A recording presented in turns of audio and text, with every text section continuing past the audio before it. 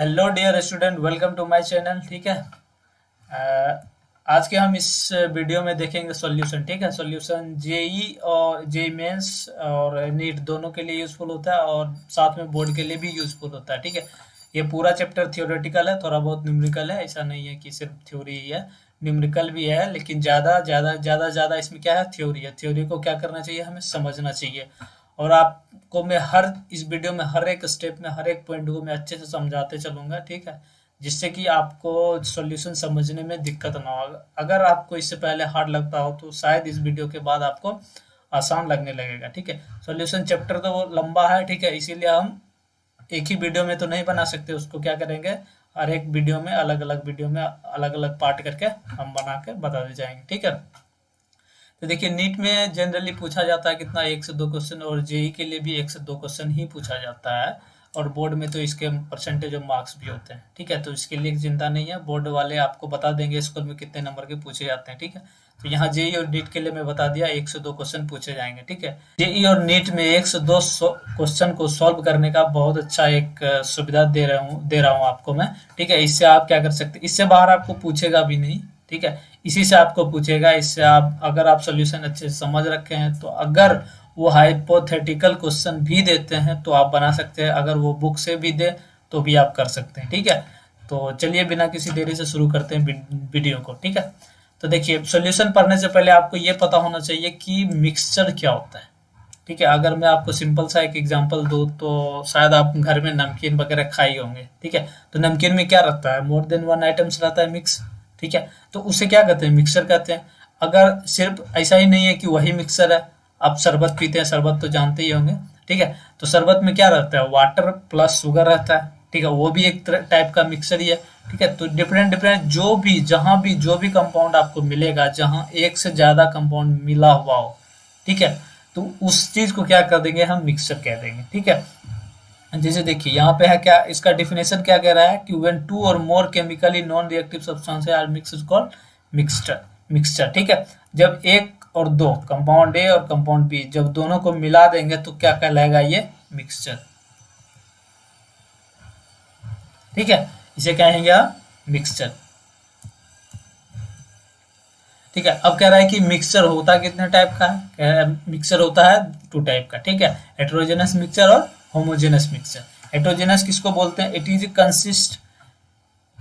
is a mixture consist of distinct phases and observed property as just the sum of the property of individual phases। ठीक है। इस चीज को हम समझते हैं, ये कहना क्या चाह रहा है, कहना ये चाह रहा है कि मिक्सचर जो होगा वो क्या होगा, डिस्टिंक्ट फेजेस का होगा, मतलब सेम फेज का नहीं होगा, वो अलग अलग फेज का रहेगा। ठीक है। अगर सेम फेज का दे देंगे तो वो हेट्रोजेनस मिक्सचर नहीं होगा, वो क्या होगा, अलग अलग फेज का रहेगा। अगर हम सिंपल एग्जांपल देखें तो आप ये देख लीजिए, आप जब लेते हैं ये ग्लास लिए, ठीक है, ग्लास में क्या किए, हम वाटर भी डाल दिए, वाटर डाल दिए, और इसी ग्लास में हम क्या कर दिए, सैंड भी डाल दिए। ठीक है। देखिए, सैंड का फेज क्या होता है, सॉलिड, और वाटर का फेज क्या होता है, लिक्विड। लिक्विड। ठीक है। तो देखिए, दो अलग अलग फेज हो गया, एक सॉलिड हो गया, एक लिक्विड हो गया, तो दो अलग अलग फेज हो गया। तो इस, अगर ये दोनों को हम सम करेंगे, मिलाएंगे, ठीक है, तो इसमें क्या होगा, हमारा जो न्यू बनेगा इतना, अगर मान लिए, और यहाँ से यहाँ रहेगा क्या, सेंड रहेगा यहाँ पे। ठीक है। हम इसको दूसरे कलर से लिख देते हैं। ठीक है। ये रहेगा क्या, सेंड, ये सेंड रहेगा, नीचे सेंड जमा हो जाएगा। ठीक है। और वाटर क्या रहेगा, यहाँ पूरा वाटर रहेगा। ठीक है। ऐसा नहीं है कि इसमें भी वाटर का मॉलिक्यूल रहेगा। अगर हम मॉलिक्यूलर लेवल पे देखें कि ये किस तरह का हो सकता है, तो देखिए हम आपको सिंपल सा तरीका बताते हैं। देखिए, आपको हम विजुअलाइज कराने के ट्राई करते हैं, आप ट्राई करो कि उस चीज को दिमाग में विजुअलाइज करो। ठीक है। देखिए, हम हर चीज को अलग अलग करेंगे। ठीक है। ये हमारा कंटेनर है, ठीक है, एक मतलब ग्लास व्लास जो भी है। ठीक है। हम क्या किए, उसमें मिला दिए कुछ, ये तो ब्लैक हो गया, ब्लैक तो दिखेगा नहीं। ठीक है। ये ग्रीन लिखते हैं, ये हमारा हो गया बाउंड्री। ठीक है। अब इसमें हमारा वाटर मॉलिक्यूल है। ठीक है। ये हमारा मान लिया वाटर मॉलिक्यूल है, जो ग्रीन है हमारा क्या है, वाटर मॉलिक्यूल। ठीक है। ये पूरा ग्रीन हो गया वाटर मॉलिक्यूल। देखिए, ये हम मॉलिक्यूल के बेसिस पे बताते हैं कि ये क्या है। ठीक है। ठीक है। यहाँ पे ज्यादा रहेगा, ये कंसंट्रेटेड रहेगा, थोड़ा नीचे कम रहेगा। अब देखिए हम दूसरा कलर लेते हैं, सेंड का लाल ले लेते हैं, ठीक है। तो और ये जो होगा सेंड क्या होगा, नीचे रहेगा, सारा सेंड नीचे रहेगा, ठीक है। सारा सेंड क्या रहेगा, नीचे रहेगा, ठीक है। तो जो सेंड का कंसंट्रेशन होगा इस एरिया में ज्यादा होगा और वाटर का कंसंट्रेशन क्या होगा, इसके ऊपर ज्यादा रहेगा, ठीक है। वाटर का मॉलिक्यूल भी इस बीच में रहेगा, क्योंकि अगर हम सेंड को देखें, मान लिया हम सेंड इस तरह रहता है, ठीक है, तो इसके बीच में एक वाटर का मॉलिक्यूल छोटा सा रह सकता है, ठीक है। तो इस मैं यही समझाना चाह रहा था कि हेट्रोजेनस मिक्सचर हमेशा इस तरह रहता है, ठीक है, जहां पे आप डिस्टिंक्ट कर सकते हैं कि ये लाइन जो है लाइन ऑफ क्या है, सेपरेशन है, ठीक है। इसको क्या बोलते हैं, लाइन ऑफ सेपरेशन, ठीक है। ये लाइन ऑफ सेपरेशन है। यहां देखिए ये हो गया वाटर और ये हो गया सैंड, ठीक है। ये दोनों वाटर और सैंड हो गया, तो यहां से आप ये बता सकते हैं कि कौन सा वाटर है कौन सा सैंड है। तो इससे यही पता चलता है हेट्रोजेनस मिक्सचर जो भी होगा उसमें आपको दिखेगा बाउंड्री ऑफ सेपरेशन, ठीक है। वो एक लाइन दिखेगा जहां से वो एक कंपाउंड 1 इधर होगा, कंपाउंड 2 इधर होगा। तो उस जैसे ही आपको कहीं दिखे तो उस केस में आप क्या बता देना कि ये जो कंपाउंड है ये जो मिक्सचर है कौन सा मिक्सचर है, हेट्रोजेनस मिक्सचर है, ठीक है। अब दूसरा देखते हैं कि क्या कहना चाह रहा है, दूसरे में क्या कहता है। इसका एग्जाम्पल यह है, इसका exam mixture of water and sand, ठीक है। तो देखिए mixture of water and sand, आप ये देखिए सिंपल सा एक फिगर में आपको दिखाता हूं। ये देखिए, ये आपको दिख रहा होगा, आप ये देख रहे हैं, ये वाटर है और ये क्या है, सैंड है हमारा। ये देखिए बाउंड्री ऑफ सेपरेशन यहाँ दिख रहा है ना, इस जगह के बाद इधर वाटर हो गया, इधर क्या हो गया, सैंड हो गया। तो यही हमें दिखता है किसमें, हेट्रोजेनस मिक्सचर में, ठीक है। तो चलिए हम दूसरा देखते हैं। दूसरा क्या है, होमोजेनस मिक्सचर। ये होमोजेन इट इज कंसिस्ट, ओ इसमें ये बताना ही भूल गया, सॉरी, ठीक है। इसमें देखिए और नेक्स्ट पार्ट क्या, observe property are just the sum of the properties of individual, ठीक है। अब देखिए मैं आपको ये बोलूं कि सपोज जैसे देखिए अगर हम ये देखें, अगर मैं आपको ये बोलूं कि ये पूरा सॉल्यूशन का प्रॉपर्टी आप बताओ, तो क्या बोलोगे कि ये क्या है, वाटर और सैंड दोनों का मिक्सचर है। तो देखिए इस सॉल्यूशन का प्रॉपर्टी हमें किसके किसके टर्म में आ गया, वाटर के टर्म में भी आ गया और सैंड के टर्म में भी आ गया। मतलब हर एक इंडिविजुअल को हम आइडेंटिफाई यहाँ पे कर रहे हैं, तब एक मिक्सचर का बता रहे हैं कि ये जो मिक्सचर है सैंड और वाटर का है। मतलब हम एक मिक्सचर में हर एक कंपाउंड का नाम भी लिख रहे हैं, ठीक है। इसके कहने का मतलब ये हो गया कि जो भी हेट्रोजेनस मिक्सचर होगा उसका प्रॉपर्टी हम डिफाइन तभी कर सकते हैं जब हर एक कंपोनेंट का प्रॉपर्टी के बारे में हम जानेंगे, ठीक है। उस मिक्सचर के प्रॉपर्टी में हम दोनों कंपाउंड का प्रॉपर्टी ऐड जरूर करेंगे, तभी वो कहलाएगा हेट्रोजेनस मिक्सचर। अदरवाइज हम नहीं कह सकते उसके बारे में, जब आगे पढ़िएगा तो आपको पता चल जाएगा, ठीक है। अब दूसरा जो पॉइंट कह रहा है कि दूसरा पॉइंट कह रहा है होमोजेनस मिक्सचर किसको कहते हैं, ठीक है। It consist of single phase. देखिए इसका फेज क्या होगा, सिंगल होगा। फेज मतलब क्या, स्टेट, वो किस स्टेट में रहेगा, हो सकता है सॉलिड, लिक्विड, एक ही स्टेट में रहेगा, लेकिन एक कोई भी हो सकता है, सॉलिड हो सकता है, लिक्विड हो सकता है या फिर गैस हो सकता है, ठीक है। फिलहाल हमें अभी क्या करना है कि हमें बस ये देखना है कि ये डिफिनेशन क्या कह रहा है, ठीक है, what the definition is saying about, ठीक है। तो उसके बाद कह रहा है कि which has the properties different from the individual property, ठीक है। इसमें अब ये कह रहा है कि ये जो न्यू मिक्सचर बनेगा उसका जो प्रॉपर्टी होगा वो दोनों इंडिविजुअल कंपोनेंट के प्रॉपर्टी से क्या होगा, डिफर होगा। सपोज देखते हैं, हम एक एग्जांपल देखते, कह रहा है कि mixture of salt and water. आप साल्ट और वाटर को मिलाकर देखे ही होंगे, ठीक है। आप देखिए मैं एक सिंपल सा एग्जांपल भी आपको दिखाता हूँ। देखिए ये क्या है, हमने क्या क्या मिक्सचर लिया, ठीक है। ये है वाटर हमारा और ये है साल्ट। हमने इस दोनों को मिला दिया, दोनों को मिलाने के बाद जो क्या हो गया, एक कंपाउंड हमें बना, ये हमें मिक्सचर एक मिला, ठीक है। और इस मिक्सचर में आप बता सकते हैं कि किधर है साल्ट और किधर है water. You can't say about the property of this mixture by looking individually to the compound, ठीक है। आप नहीं कह सकते इसके बारे में। तो आपको क्या करना पड़ेगा इस केस में, आपको ये देखना पड़ेगा कि इसका जो प्रॉपर्टी होगा वो कौन सा प्रॉपर्टी होगा, फुल्ली न्यू प्रॉपर्टी होगा, ठीक है। फुल्ली न्यू प्रॉपर्टी होगा। वाटर का प्रॉपर्टी और साल्ट की प्रॉपर्टी ऐसे हम नहीं बताएंगे जैसे हम हेट्रोजेनस मिक्सचर में बताया करते थे। हेट्रोजेनस मिक्सचर में ये बोलते थे कि वाटर भी और सैंड भी है, लेकिन यहाँ पे क्या करेंगे, एक नया नाम देंगे, ठीक है। तो नया नाम देने के लिए आप इसे जब चीनी मिलाते हो तो शरबत बोलते हो और नमक मिलाने के बाद आप क्या बोलते हो, उसे आप देख लेना, ठीक है। आप नीचे कमेंट सेक्शन में जरूर लिखना कि आप क्या बोलते हो उसे, ठीक है। तो देखते हैं, ये आपको समझ में आ गया होगा हेटेरोजेनस मिक्सचर क्या होता है और होमोजेनस मिक्सचर क्या होता है, ठीक है।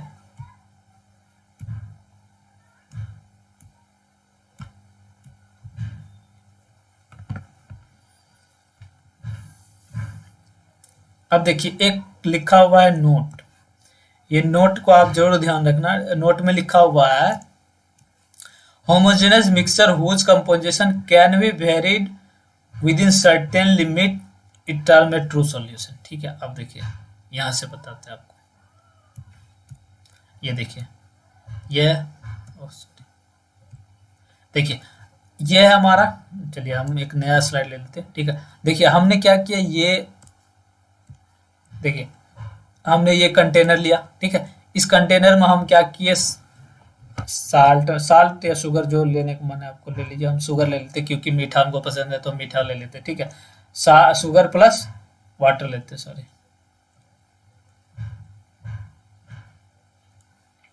शुगर प्लस वाटर, ठीक है। अब क्या कीजिए, इसमें पहले वाटर डाल दीजिए। हम क्या किए, पहले वाटर डाल दिए, इसमें वाटर हम डाल दिए, ठीक है। वाटर हम डाल दिए, पूरा वाटर हो गया, ठीक है। अब इसमें क्या कर रहे हैं, हम साल्ट मिला रहे हैं, इस चीज को मिला रहे हैं। एक टाइम ऐसा आएगा इसमें जो जितना अगर साल्ट मिलाना रहेगा वो पूरा मिल जाएगा। उसके बाद जैसे ही हम मिलाएंगे, एक ड्रॉप भी मिलाएंगे या एक पार्टिकल भी मिलाएंगे शुगर का, तो वो क्या होगा, नीचे आ जाएगा, इस तरह का एक पार्टिकल आ जाएगा, ठीक है। इस तरह का एक पार्टिकल आ जाएगा। उसके बाद जो भी पार्टिकल मिलाएंगे वो नीचे आता जाएगा, मतलब वो दिखाने लगेगा, उसके बाद हेटेरोजेनस प्रॉपर्टी दिखाने लगेगा, ठीक है। तो जो लिमिट रहता है कि इस लिमिट के बाद जो हम एक ड्रॉप डाल रहे हैं या एक पार्टिकल शुगर का डाल रहे हैं विजिबल हो रहा है, उस लिमिट तक को क्या बोलते हैं, हम ट्रू सॉल्यूशन बोलते हैं। ये कहना चाह रहा है, ठीक है, उसे ट्रू सॉल्यूशन बोलते हैं। शायद आपको समझ में आ गया होगा, ठीक है। तो चलिए नेक्स्ट पॉइंट देखते हैं क्या कहता है, हो गया, ठीक है। अब उसके बाद कह रहा है कि बाइनरी सॉल्यूशन किसको बोलते हैं, ठीक है। A solution which is composed of only two chemical substances is called binary solution. कह रहा है कि बाइनरी सॉल्यूशन क्या किसको बोलेंगे, जब दो केमिकल सब्सटेंस को मिलाएंगे तो उसे क्या बोलेंगे, बाइनरी सॉल्यूशन। जैसे देखिए कि ये मान लीजिए कंपाउंड एक है, कंपाउंड बी, ठीक है, कंपाउंड ए कंपाउंड बी, इस दोनों को हम मिलाएं तो हमारा कंपाउंड क्या बनेगा, ए बी, न्यू कंपाउंड बनेगा, ठीक है। क्या बनेगा, न्यू कंपाउंड। तो इसे ही क्या बोलेंगे, ये जो नया हमारा सॉल्यूशन बना है इसे ही बोलेंगे बाइनरी सॉल्यूशन, ठीक है। इसे ही बोलेंगे क्या, बाइनरी सॉल्यूशन। तो शायद आपको समझ में आ जाएगा, ठीक है, धीरे धीरे। अब कह रहा है कि सॉल्वेंट और सॉल्यूट के बारे में देखते हैं। अगर आप सॉल्यूशन बना रहे हैं, ठीक है, अगर आप सॉल्यूशन बनाए हैं तो सॉल्यूशन में स्वाभाविक सी बात है, अगर ये सॉल्यूशन बनाएंगे इसमें दो कंपाउंड रहेगा, कंपाउंड वन कंपाउंड बी, हो सकता ऐसा नहीं है कि दो ही कंपाउंड रहेगा, हो सकता है ज्यादा रहे, एक दो तीन कितना भी रह सकता है इसमें कंपाउंड, ठीक है। तो अगर मान लिए दो से ज्यादा कंपाउंड रहेगा, मान लीजिए सपोज दो ही अभी मानते हैं, फिर दो के बाद देखेंगे, ठीक है। कि सपोज आप मान लीजिए कि इसमें दो दो कंपाउंड का हमने एक सॉल्यूशन बनाया, ठीक है। ये हमारा कंपाउंड ए कंपाउंड बी, दो मिला के एक सॉल्यूशन हमने बना लिया। तो इसमें क्या रखा, किसी ने बोला कि ये जो हमारा सॉल्यूशन बना इसमें दो कंपाउंड मिलाया गया, ठीक है। इसको ए एंड बी कहने के बजाय उन्होंने क्या बोल दिया कि एक है सोल्यूट, ठीक है, और एक है सोलवेंट, ठीक है। तो एक सोल्यूट हो गया और एक सोलवेंट हो गया, ऐसा उन्होंने बोल दिया, ठीक है। अब देखिए, अब एक पॉइंट और देख लेते हैं, ठीक है। ये पॉइंट क्या कहना चाह रहा है, देखिए कह रहा है कि every solution consist of solvent and one more than solute, ठीक है। इसका मतलब ये हुआ कि अगर हम कोई भी सॉल्यूशन बना रहे हैं तो उसमें एक क्या होगा, सॉल्वेंट होगा, और एक से ज्यादा क्या होगा, सोल्यूट होगा, ठीक है। इसका मतलब ये हो गया कि सॉल्वेंट एक ही रहेगा लेकिन सोल्यूट क्या हो सकता है, मोर देन वन हो सकता है। तो ये इस पॉइंट को आप हमेशा ध्यान रखना, ठीक है। पूछेगा जब भी एमसीक्यू में पूछेगा तो आप उसका जवाब जरूर देना, ठीक है। तो देखते हैं अब क्या है नेक्स्ट पॉइंट। नेक्स्ट पॉइंट है क्या, सॉल्वेंट अब किसको बोलते हैं। सॉल्वेंट में कह रहा है component present in larger amount. उसके बाद कह रहा है generally phase state is same as solution. ठीक है, अब कह रहा है कि अगर आपने एक सॉल्यूशन बनाया जिसमें ए है बी है, दो, एक हो गया सॉल्वेंट और एक हो गया सोल्यूट। ठीक है, लेकिन हमें ये नहीं पता कि कौन सा सॉल्वेंट होगा कौन सा सोल्यूट होगा। ठीक है, तो उसके लिए इन्होंने क्या बोला कि अगर हमने एक मिक्सचर बनाया जिसमें कंपाउंड ए है कंपाउंड बी है, कह रहा है कि अगर amount of compound A is greater than amount B है, तो इसका मतलब ये हो गया कि ए जो होगा क्या होगा, सॉल्वेंट होगा, और बी क्या होगा, सोल्यूट ही होगा।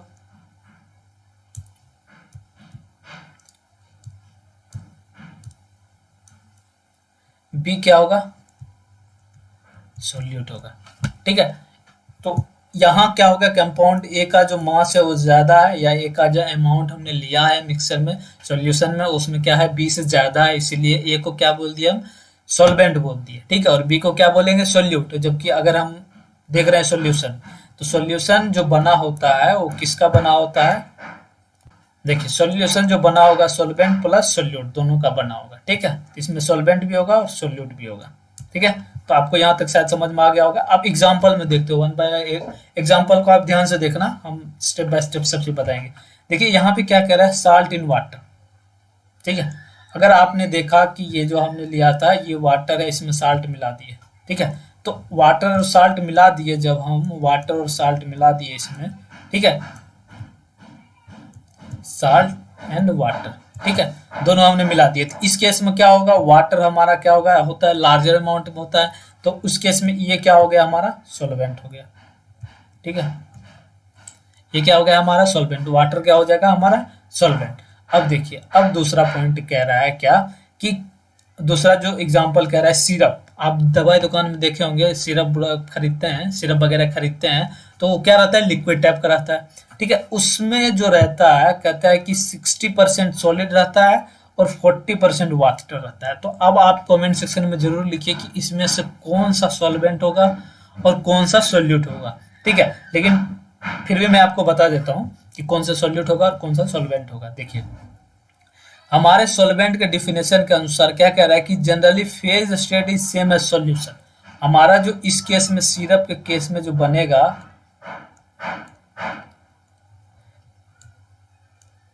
सिरप के केस में जो हमारा सॉल्यूशन बनता है वो क्या रहता है, लिक्विड, लिक्विड रहता है। ठीक है, और हमारा वाटर क्या है, वाटर भी लिक्विड है। ठीक है, वाटर भी लिक्विड है, तो और सॉल्यूशन भी लिक्विड है, वाटर भी लिक्विड है, और दूसरे पॉइंट के अनुसार ये कह रहा है, तो हमारा क्या होगा, सॉल्वेंट, वाटर होगा सॉल्वेंट। ठीक है, और दूसरी बात कि ये कह रहा है कि अगर दोनों एक ही जैसा रहे, ठीक है, दोनों अगर लिक्विड है, यहाँ था एक सॉलिड था यहाँ लिक्विड था, तो चलो एक का अमाउंट हमने देख लिया, वाटर का अमाउंट ज्यादा होता है तो उसमें हमने वाटर को सॉल्वेंट बोल दिया। ठीक है, चलो अब दूसरा बात यह देखा गया कि सिरप है उसमें सॉलिड का अमाउंट ज्यादा है लिक्विड से, तो भी हमने देखा कि उसका जो फेज था सॉल्यूशन का फेज सॉल्वेंट के फेज के बराबर था, तो इसीलिए हमने वाटर को बोल दिया सॉल्वेंट है। और हम दूसरा एग्जांपल ये ले लेते हैं कि हमने ले लिया वाटर और अल्कोहल, दोनों का फेज भी एक ही है। अब बताइए अगर हम ये बोल दें कि इसमें से कौन सा होगा सॉल्वेंट, अगर दोनों का अमाउंट सेम हो, ठीक है, जो मास रहता है दोनों का सेम होगा, अमाउंट हमने क्या किया, दोनों का सेम ले लिया, तो इस केस में आप क्या बताओगे कि सॉल्वेंट कौन सा है, आप दिमाग लगा के बताओ, नीचे कमेंट सेक्शन में आप जरूर लिखना कि कौन सा सॉल्वेंट होगा अगर दोनों का मास सेम है। तो चलिए हम आपको बताते हैं कि किसके अनुसार देखते हैं, ये आपके सिलेबस में नहीं है, ठीक है, लेकिन फिर भी मैं आपको बताता हूँ। ठीक है, अब हम ये दिखाएंगे आपको कि वाटर और अल्कोहल में कौन सा सॉल्वेंट होगा अगर मास सेम ही है। ठीक है, देखिए हम इधर दिखाते हैं, अगर हमने मान ले लिया वाटर लिया, ठीक है, प्लस अल्कोहल लिया, अल्कोहल हमने दो ले लिया, ठीक है, इस केस में क्या होगा कि मान लीजिए कि इसका जो मोलिक्यूल है इससे कम है या ज्यादा, जो लेना है, लेकिन हम क्या करते हैं कि मोलिक्यूल ऑफ वाटर लेते हैं लेस देन, ठीक है, मोलिक्यूल, सॉरी,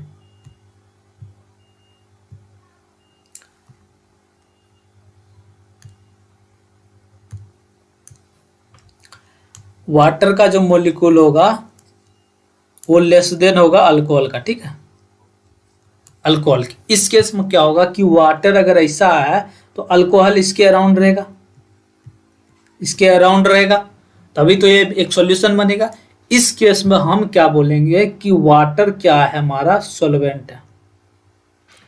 अगर इस केस में जो लेसर अमाउंट में होगा वो क्या होगा, हमारा सॉल्वेंट होगा, ठीक है। ये एक्स्ट्रा पॉइंट है जिसको आप नोट कर लेना, ध्यान से देख लेना। अगर नहीं समझ में आएगा तो कमेंट सेक्शन में जरूर लिख देना, ठीक है। अगर समझ में आ गया तो ठीक है, नहीं आया तो वीडियो को एक बार और देख लेना पीछे करके, ठीक है, ठीक है। चलिए अब देखते हैं सोल्यूट। तो सोल्यूट के बारे में क्या बताएंगे हम, तो सोल्यूट ये बोलेंगे जो लेसर अमाउंट में प्रेजेंट रहेगा उसको क्या बोलेंगे, सोल्यूट। एक सिंपल सा डिफिनेशन है, ठीक है। सोल्यूट को क्या बोलेंगे, जो लेसर अमाउंट में प्रेजेंट रहेगा, ठीक है। अब ये जो टॉपिक है टाइप्स ऑफ सॉल्यूशन, कह रहा है कि all the three state of matter में बिहेव आइदर एज सॉल्वेंट और सोल्यूट। हमारे पास कौन कौन सा स्टेट ऑफ मैटर होता है, एक होता है लिक्विड, डॉक्टर की तरह लिख रहे, ठीक है, लिक्विड होता है, फिर सॉलिड होता है, फिर गैस होता है, ठीक है। ये तीन स्टेट होते हैं, मैटर के तीन स्टेट होते हैं, ठीक है। इसी तीन स्टेट में एक होगा सॉल्वेंट, एक होगा सोल्यूट, एक होगा सॉल्वेंट, ठीक है, अलग अलग होंगे। तो जिसका मैं ये दे रखा हूँ, जिसका मैं टेबल बना कर दे दिया हूँ, ठीक है। आप याद कर लेना अगर याद करने का मन होगा, तो नहीं तो फिर इसे देखते रहना हमेशा, बस समझने का है, समझते अगर रह गए तो ठीक है, ठीक है। चलिए देखते, ये है हमारा टेबल, ठीक है, ऑल थ्री फेज। अगर देखिए हम इस यहीं बता देते हैं, आप बस याद कर लेना, इस चीज़ को याद करना बहुत ज़रूरी होता है, ठीक है, क्योंकि ये यही हो सकता है कि यही आपको एक नंबर में पूछ दे तो आप क्या करेंगे। अगर याद नहीं होगा तो फिर कुछ से कुछ लगा देंगे तो पता नहीं चलेगा, ठीक है। इसीलिए आप इसे याद कर लेना, मतलब ऐसा नहीं है कि पूरा रट्टा ही मारना है, बस ध्यान में रखना चाहिए कि देखिए अगर सोल्यूट हमारा गैस होगा और सॉल्वेंट भी गैस होगा तो हमारा क्या कौन सा बनेगा, एयर। एयर आप देखे ही होंगे, एयर में बहुत सारे मिक्सचर ऑफ गैसेज होते हैं, ठीक है, सिर्फ गैस का ही मिक्सचर रहता है तो उसे क्या बोलते हैं, एयर। जब सोल्यूट भी गैस होगा, सॉल्वेंट भी गैस होगा, तो उस केस में जो मिक्सचर हमारा बनेगा वो क्या होगा, एयर होगा, ठीक है। अब दूसरा जो केस है कि सोल्यूट हमारा गैस होगा और सॉल्वेंट क्या होगा, लिक्विड होगा, ठीक है। तो इस केस में क्या क्या बोलते हैं, एरेटेड वाटर बोलते हैं, ठीक है। सॉल्वेंट हमारा लिक्विड है और सोल्यूट क्या है, गैस है। आप ठंडा वगैरह पिए होंगे, ठीक है, तो ठंडा में क्या रहता है, गैस रहता है। ये हमारा ठंडा का बोतल है, ठीक है, और इसमें गैस भी रहता है। जब आप खोलते होंगे तो एक सडनली आवाज आता है, वो गैस से निकलता है, तो उसे क्या बोलते हैं, एरेटेड वाटर, ऐसा बोल सकते हैं, ठीक है। और ये क्या है, गैस और सॉलिड। जब सॉलिड सॉल्वेंट होगा सॉलिड और सोल्यूट होगा गैस। इस केस में जो एग्जांपल है हाइड्रोजन इन पैलेडियम, ठीक है, पैलेडियम के ऊपर जो हम हाइड्रोजन कहते हैं, ऐसे ये मान लिया पैलेडियम है, हाइड्रोजन यहाँ रहेगा, ठीक है, इस तरह। तो यहाँ पर क्या होता है, एडजॉर्प्शन होता है, जो बाद में आप देखें, ठीक है, बाद के चैप्टर में, ठीक है। तो ये जो हमारा हो गया पहले हाइड्रोजन इन पैलेडियम एक एग्जांपल है। जब लिक्विड एंड लिक्विड दोनों क्या होगा, सॉल्वेंट भी लिक्विड होगा, सोल्यूट भी लिक्विड होगा, अल्कोहल इन वाटर, ये एग्जांपल है। लिक्विड होगा सोल्यूट एंड सॉलिड क्या होगा, सॉल्वेंट। उस केस में जो क्या है, मरकरी इन जिंक एमेलगम, ठीक है। तो ये एक एग्जांपल है। आप इस सारे एग्जांपल को क्या करना है, ध्यान रखना, ठीक है, हो सकता है कि पूछ दे। सॉलिड जब सोल्यूट होगा और लिक्विड जब सॉल्वेंट होगा, तो शुगर इन वाटर। सॉलिड जब सोल्यूट होगा और सॉलिड जब सॉल्वेंट होगा, वेरियस एल वगैरह देखे ही होंगे, जो सॉलिड ही रहता है, उसमें जो कंपाउंड पाया जाता है वो भी क्या होता है, सॉलिड ही होता है, ठीक है। अब कह रहा है कि इसमें दो चीज आप नहीं देखे होंगे, लिक्विड इन गैस और सॉलिड इन गैस। देखिए गैस एक ही है, सॉल्वेंट दूसरा तो नहीं है, तो और होने चाहिए। देखिए लिक्विड का 3 है, सॉल्वेंट 3 है, सॉलिड का भी 3 है, लेकिन गैस का एक ही सॉल्वेंट बनाया गया। दूसरे अदर फेज गैस का लिक्विड के फेज और जो सॉलिड में होगा, ठीक है, उस दोनों केस में क्या होगा, पॉसिबल ही नहीं होगा। मान लीजिए सपोज कि हमने क्या किया, ये गैस ले लिया, गैस को हम क्या किए, इसमें लिक्विड डाल दिए। ऐसा कोई कंपाउंड आप देखें कि हाँ गैस है उसमें लिक्विड डाल दिया, ऐसा तो कोई कंपाउंड नहीं होता है। उसी तरह क्या है, सॉलिड के फेज में गैस में सॉलिड नहीं डाल सकते, कोई कंपाउंड बनेगा नहीं, ठीक है, लेकिन सॉलिड में गैस डाल सकते हैं, लिक्विड में गैस डाल सकते हैं, ठीक है। तो इसलिए ये क्या होता है, नॉट पॉसिबल होता है। इस बात को हमेशा ध्यान रखना कि लिक्विड को ना गैस में मिलाया जा सकता है, सॉलिड को भी गैस में नहीं मिलाया जा सकता है, ठीक है। ये कोई कंपाउंड बनेगा नहीं। चलिए नेक्स्ट पीडीएफ देखते हैं। ये नेक्स्ट पीडीएफ में जो कह रहा है कि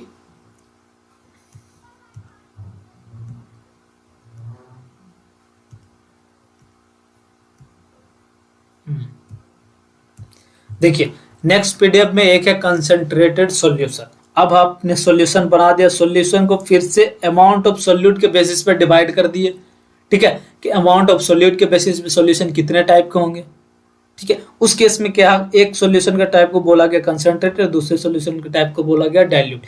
अब जो कंसंट्रेटेड का डिफिनेशन है वो क्या है कि solution containing relatively high amount of solute. जो सॉल्यूट का अमाउंट होगा कंपैरिजन में, सॉल्वेंट के कंपैरिजन में क्या होगा, ज्यादा होगा। मतलब ऐसा नहीं है कि ये जैसे हम मान लिए कि इसमें हम सॉल्यूट मिलाते हैं और सॉल्वेंट मिलाते हैं, ठीक है। तो सॉल्वेंट और सॉल्यूट दोनों मिलाते हैं, तो इसका मतलब ये नहीं है कि सॉल्यूट का अमाउंट सॉल्वेंट से ज्यादा होगा। वो कह रहा है रिलेटिवली ज्यादा होगा, मतलब अगर हम प्रोपोर्शन में देखें तो अबाउट में सेम ही होगा। इस तरह का कहने का मतलब ये हो गया, ठीक है। जैसे अगर सिंपल एग्जांपल देते हैं, सिंपल सा एग्जांपल देखिए, कंटेनर बनाया, ठीक है। सपोज हमने एक कंटेनर लिया जिसमें हमने क्या डाल दिया, साल्ट प्लस वाटर डाल दिया, ठीक है। और दूसरा भी मैंने बनाया, ठीक है, इसमें भी क्या किया हमने, साल्ट प्लस वाटर डाल दिया, ठीक है। देखिए इसमें क्या है कि साल्ट हम मान लिए 5 kg डाल दिया, वाटर भी है 6 kg, मान लीजिए 6 kg, ऐसे कुछ, ठीक है। तो ये जो इस केस में, और इसमें क्या हो गया, 1 kg हो गया साल्ट और 6 kg हो गया वाटर। देखिए इसमें जो कंसंट्रेशन होगा साल्ट का ज्यादा है इसके कंपेयर में, तो ये क्या होगा, कंसंट्रेटेड सॉल्यूशन होगा।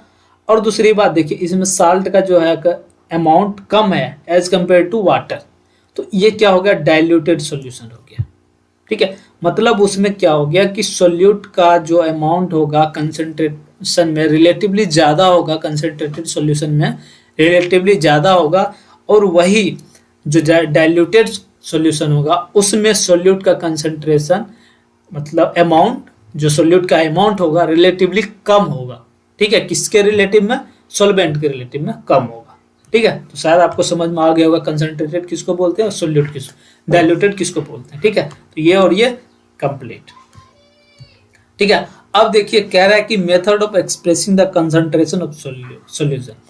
अब कह रहा है कि मेथड जो हम देखेंगे कि सॉल्यूशन का जो कंसंट्रेशन होता है वो किस तरह के एक्सप्रेस किया जाता है। यहाँ आपने देखा कि सॉल्यूशन में जो था कंसंट्रेटेड हुआ या डाइल्यूट हुआ, किसके बेसिस पे, सॉल्यूट के बेसिस पे। तो जो हमारा फॉर्मूला होगा उसमें क्या आएगा, अमाउंट ऑफ सॉल्यूट आएगा, गारंटी बात है, ठीक है। तो उसमें जो पहला जो हमारा मेथड होगा, पहले मेथड में कह रहा है मास परसेंटेज और परसेंटेज बाय मास। ये एक मेजरमेंट है जिसमें हम ये दिखाते हैं कि सॉल्यूशन का कंसंट्रेशन किसके बेसिस पे है, किसके बेसिस पे होगा, वो मास परसेंटेज के बेसिस पे होगा। कि इसमें ये बताएगा, क्या बताएगा, the amount of solute in gram present in 100 gram of solution. कह रहा है कि अगर हम ये सॉल्यूशन बना रहे हैं, इसमें जो सोल्यूट का अमाउंट होगा वो कितना होगा, 100 ग्राम ऑफ सोल्वेंट।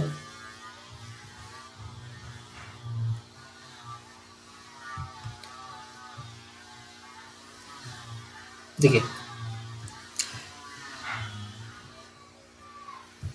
मान लीजिए कि हमने एक कंटेनर लिया, इसमें हमने सॉल्यूशन दिया, ठीक है, सॉल्यूशन हमने बना लिया कि कह रहा है, और जो ये डिफिनेशन है मास परसेंटेज, इसको हम ऐसे डिफाइन करेंगे कि इसमें कितना ग्राम सोल्यूट है, ठीक है, पर 100 ग्राम ऑफ सॉल्यूशन, ठीक है। 100 ग्राम सॉल्यूशन में कितना ग्राम सोल्यूट है उसे क्या बोलेंगे, मास परसेंटेज, ठीक है। तो इसका अब फार्मूला आ गया है इस पे, ठीक है। देखिए फार्मूला क्या कर रहा है कि फार्मूला कर रहा है मास परसेंटेज ऑफ सोल्यूट, ठीक है। इसको हम डिनोट किया स्मॉल m परसेंटेज, ठीक है। इस बात को आप याद रखना, आगे हम लिख दिए हैं इंडेक्स में बनाकर, ठीक है। लेकिन हम यहाँ क्या रखेंगे, क्या m परसेंटेज डिनोट करेंगे, किसका, मास परसेंटेज ऑफ सोल्यूट। और देखिए, और सॉरी यहाँ लिख दिए, यहाँ m होगा, ये परसेंटेज नहीं होगा, ठीक है। Mass of solute upon mass of solvent solution into 100, तो ये क्या होगा, परसेंटेज निकलेगा। आप परसेंटेज निकालना जानते ही होंगे, 6-7 में पढ़े ही होंगे, ठीक है। तो भी आप किसी चीज का परसेंटेज लिखते हैं तो परसेंटेज लिखते हैं तो उस चीज का अमाउंट नीचे टोटल अमाउंट इनटू 100, तो ये परसेंटेज निकलता है, ठीक है। उसी के बेसिस पे यहाँ निकाला गया mass percentage of solute. Mass percentage of solute में क्या होगा, m upon capital M into 100, where m क्या है, मास ऑफ सोल्यूट, और m क्या है, capital M mass of solution है, ठीक है। तो ये क्या है, फार्मूला है, इसको आपको क्या करना है, याद रखना है। परसेंटेज के फार्मूला से रिलेशन करके आप इसको याद रख सकते हैं, ठीक है। और दूसरा है मास ऑफ सोल्यूशन, ठीक है। मास ऑफ सोल्यूशन क्या होगा, मास जो सोल्यूशन में रहता है, कौन कौन सा रहता है, सोल्यूट रहता है और दूसरा सोल्वेंट रहता है, दो ही चीज रहता है। तो मास ऑफ सोल्यूशन क्या होगा, mass of solute and plus mass of solvent, ठीक है। मास ऑफ सोल्यूशन को ms से डिनोट करते हैं, ठीक है। तो क्या होगा हमारा, ms is equal to m plus m, ये होगा हमारा न्यू फार्मूला, ठीक है। Mass of solution, mass of solvent solute plus mass of solvent, ठीक है।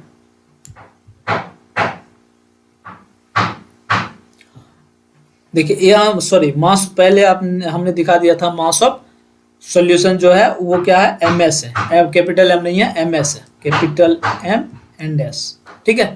ये है मास ऑफ सॉल्यूशन, ठीक है। देखिए अब कह रहा है कि मास ऑफ सॉल्यूशन, ये कैसे लिखा जा सकता है, volume of solution into density of solution, ठीक है। आप देखे होंगे कि जब भी आप डेंसिटी निकालते हैं, डेंसिटी कैसे निकलता है, density is equal to mass upon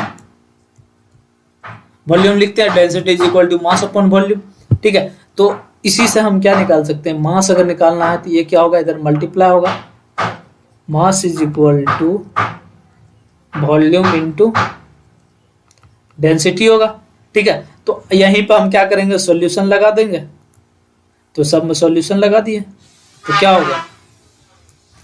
होगा, सॉल्यूशन, मास ऑफ सॉल्यूशन क्या होगा, is equal to density of solution into volume of solution, ठीक है। तो ये हमारा एक फार्मूला, नया वाला फार्मूला होगा। इसको हम जो डिनोट लिखेंगे किससे, mass of solution is equal to volume of solution into small d, मतलब डेंसिटी ऑफ सॉल्यूशन। ये भी एक फार्मूला होगा, ठीक है। अब कह रहा है कि दूसरा फार्मूला क्या है, मास फ्रैक्शन। मास फ्रैक्शन क्या होगा, mass of solute upon mass of solution, ठीक है। Mass fraction is equal to mass of solute upon mass of solution, ये हो गया मास फ्रैक्शन, ठीक है।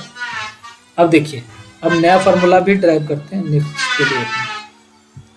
देखिए क्या है, मास परसेंटेज अगर हम निकालें, मास परसेंटेज में क्या हो जाएगा, जो नीचे में था मास of solution, mass of solution की जगह mass of solvent plus mass of water, ये देखिए यहाँ पे मास ऑफ सॉल्यूशन की जगह पे, मास ऑफ सॉल्यूशन की जगह पे हमने ये रख दिया, ठीक है। फिर यहीं पे हम क्या करेंगे, हम इसी जगह पे फिर क्या करेंगे, ये रख देंगे, ठीक है। तो नया नया फार्मूला बन जाएगा और इस जगह पे क्या रख देंगे, ये रख देंगे, ठीक है। आपको समझ आ गया होगा कि अब कैसे कैसे हो रहा है, ठीक है। तो देखिए नेक्स्ट पीपीटी में क्या कह रहा है कि जो हमारा नेक्स्ट पीपीटी में जो है नेक्स्ट पेज में वो कह रहा है कि मास परसेंटेज ऑफ सोल्यूट। अगर इस तरह का फार्मूला भी आप निकाल सकते हैं, अगर आपके पास क्वेश्चन में मास ऑफ सोल्यूट दिया रहेगा और मास ऑफ सॉल्वेंट दिया रहेगा, तो उस केस में भी आप क्या कर सकते हैं, मास परसेंटेज ऑफ सोल्यूट निकाल सकते हैं, ठीक है। अगर आपके क्वेश्चन में क्या रहेगा, वॉल्यूम ऑफ सॉल्यूशन दिया रहेगा और डेंसिटी ऑफ सॉल्यूशन दिया रहेगा और मास ऑफ सोल्यूट भी रहेगा, तो उस केस में भी आप क्या कर सकते हैं, निकाल सकते हैं percentage mass of solute present in the solution, ठीक है।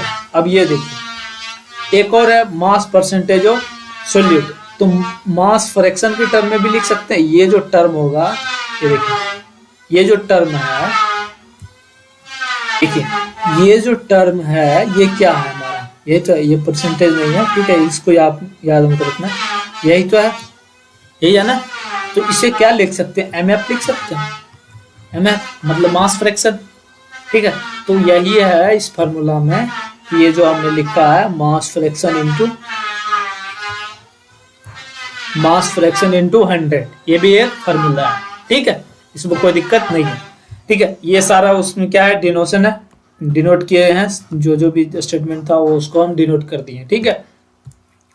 अब देखिए फिजिकल मीनिंग क्या है इसका, मास परसेंटेज का भी एक फिजिकल मीनिंग होता है। फिजिकल मीनिंग ये है, मान लीजिए कि 10% सोल्यूशन ऑफ शुगर बोल रहा है, इसका क्या मतलब हो गया कि 10 gram mass of sugar present in 100 gram of solution, इसका मतलब ये हो गया, ठीक है। अगर यहाँ ये रहेगा कि B percentage of sugar solution, ठीक है, तो इस केस में क्या हो गया कि मास ऑफ शुगर, ठीक है, B gram of sugar present in 100 gram of solution, ठीक है, 100 ग्राम ऑफ सॉल्यूशन में बी ग्राम प्रेजेंट रहेगा, इसका ये मतलब ये हो गया, ठीक है। तो अगर कहीं से भी आपको परसेंटेज दिया रहेगा, अगर मास परसेंटेज में होगा तो आप इस तरह बोल सकते हैं। एक छोटा सा नीचे क्वेश्चन है, आप इस क्वेश्चन को कर लेना, इसी फॉर्मूला पे बेसिस है जितना अभी तक हमने पढ़ाया है, ठीक है। कह रहा है कि calculate the masses of cane sugar and water required to prepare 250 gram of 25% cane sugar, ठीक है। ये क्या है कि अमाउंट ऑफ सोल्यूशन है और ये क्या है, परसेंटेज ऑफ सोल्यूट, ठीक है। आपको क्या बताना है, मासेज ऑफ कैन शुगर, मतलब अगर देखिए ये वाला फार्मूला, सिंपल सा फार्मूला आपको लगाना है, ये वाला फार्मूला ये देखिए, ये फार्मूला आपको सिंपल सा लगाना है और ये फाइंड करना है, ये परसेंटेज नहीं है मास है, ठीक है, ये फाइंड करना है आपको। तो आप सिंपल से लगा लेना और नीचे कमेंट सेक्शन में अगर आप निकाल लिए हैं तो नीचे कमेंट सेक्शन में जरूर आंसर लिखिएगा, ठीक है। तो नेक्स्ट लेक्चर में हम इसको सॉल्व कर देंगे, ठीक है। तो आज के लिए बस इतना ही, नेक्स्ट लेक्चर में इससे आगे पढ़ेंगे, ठीक है। नेक्स्ट लेक्चर में आपका मैं इस क्वेश्चन को मैं सॉल्व कर दूंगा, अगर आप सॉल्व कर लिए तो नीचे कमेंट सेक्शन में जरूर लिखिएगा, ठीक है। तो वीडियो को अंत तक देखने के लिए बहुत बहुत धन्यवाद, ठीक है। मिलते हैं आगे नेक्स्ट वीडियो में, ठीक है, धन्यवाद।